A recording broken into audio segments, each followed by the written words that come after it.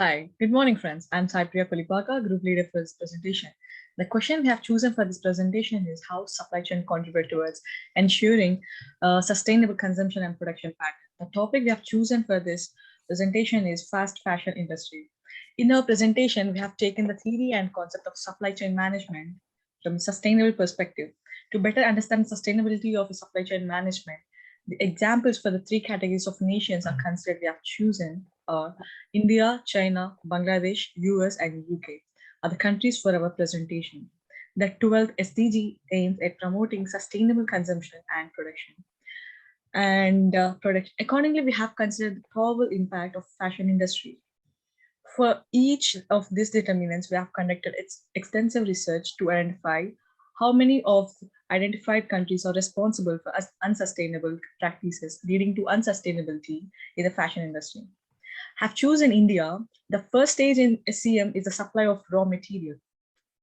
And the cotton is the primary raw material required for manufacturing clothes. India is the highest producer of cotton in the world. As such, India, as an emerging economy, is playing a lead role in the promoting fast fashion. Our research findings indicate that because there's a huge demand for this fashion clothes, and the farmers in India are shifting towards cotton production.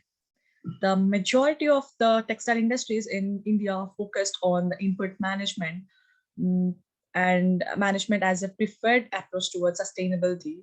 The input method is the type and category of cotton they procure from the farmers producing sustainability methods. Thank you. I would like to call upon Rohit to continue the presentation. Thank you, Priya. That was an excellent introduction, set the stage for all of us. As rightly said by our team leader, every stage of the supply chain management is polluted due to the unsustainable behavior of the stakeholder related to the fashion industry. The second stage is SCM is the role of supplier. Before I move on to the country-specific presentation, I would like to inform that there is a transformation and change in the manufacturing industry regarding the supply chain management. As a result of the complicated operation in the manufacturing industry, numerous actions of the contributing to unsustainable practices. It's because the products are being more complicated than ever before. Now, coming back to the concept of the presentation, let me remind you all that the textile manufacturing procured the majority of the cotton cultivated by farmers. Globally, China is the largest producer of the export and textiles. Because China is the largest producer and exporter of the textiles, it can be presumed that the industrial activities of the Chinese and the textile industries are resulting in numerous ecological concerns. Because the action of the Chinese textile industry is leading to the water pollution, some of the major textiles industry in China have initiated the measure to minimize the impact. For example, as presented in the image, Luthai Textile Co. Limited, China's most significant textile industry, has taken precautions to recycle the liquid alkali. It has a reuse rate of above 80%. The company has ingeniously developed two sets of recovery equipment and German's recovery equipment. That's all from my end. Now I call Ms. Sangeetha to present the presentation. Thank you, Rohit, for your insights. I now move on to low-income country. In this context, we have identified Bangladesh as an underdeveloped nation, that is a low-income country. The perspective is very well presented in the form of a conceptual framework. In our presentation, we have adopted this human rights abuse conceptual framework and attempted to relate it to the fast fashion industry. At the core of human rights violations in Bangladesh are the multinational companies employing third-party cloth manufacturers in Bangladesh, which mostly employ vulnerable groups. Even after the world has declared sustainable behavior, there have been numerous instances where unsustainable practices resulted in human rights abuse. In the given slide, you can see few incidents occurred due to unsafety measures, which has resulted to violation of human rights. As a result, the fashion brands have issued strict guidelines to their collaborated partners for sustainable operations of the ready-made garments industry. For example, the Humming Group in Bangladesh showcases how it has adopted green practices using green chemicals and green technologies. Similar initiatives are taken by all the major RMG companies in Bangladesh. With these insights, I conclude my presentation. Thank you for your pleasant hearing. Now I call upon Ms. Shalini to continue the presentation. Thank you, Sangeetha. That was a good presentation. I now move on to advanced countries, not just medium and low income countries. Even advanced countries are also following unsustainable practices like here in US is dumping clothes in Africa and Asia. In a survey of import and exports of used clothes, I was found that United States tops the list of the countries that dump used clothes in other countries. In response to unsustainable practices in the manufacturing industries, academic scholars have come out with framework that can help manufacturing industries to minimize the impact of their business operations on the environment. Reverse logistics is one such framework. Our team believes that if all the fashion brands in the world have reverse logistics systems, more than 50% of industrial impact of fashion industry on the environment could be reduced. The concept of reverse logistics has become popular in United States of America. One good example of reverse logistics is blue jeans go green concept.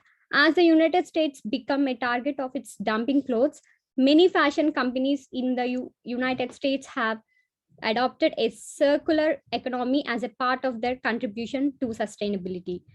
That's all from my presentation. Now I call up Mr. Manikanta to continue his presentation. Thank you. Thank you, Shalini, for your meaningful insights given on dumping of clothes in other countries.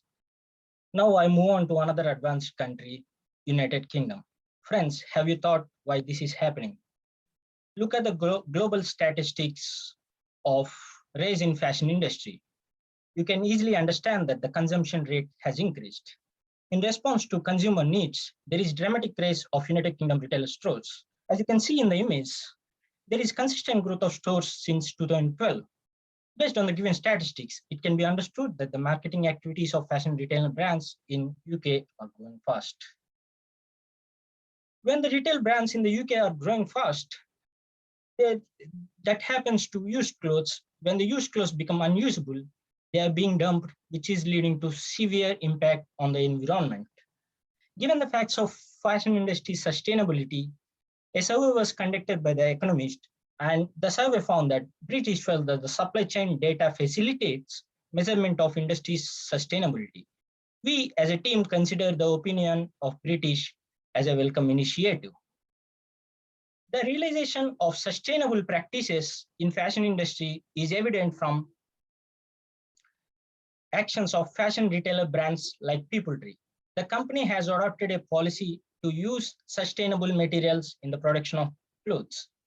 From the actions of PeopleTree, our presentation comes to starting point of supply chain management, and that means the procurement of raw materials. Our team believes that if all the fashion brands worldwide adhere to global organic textile standards, the fashion industry will become sustainable.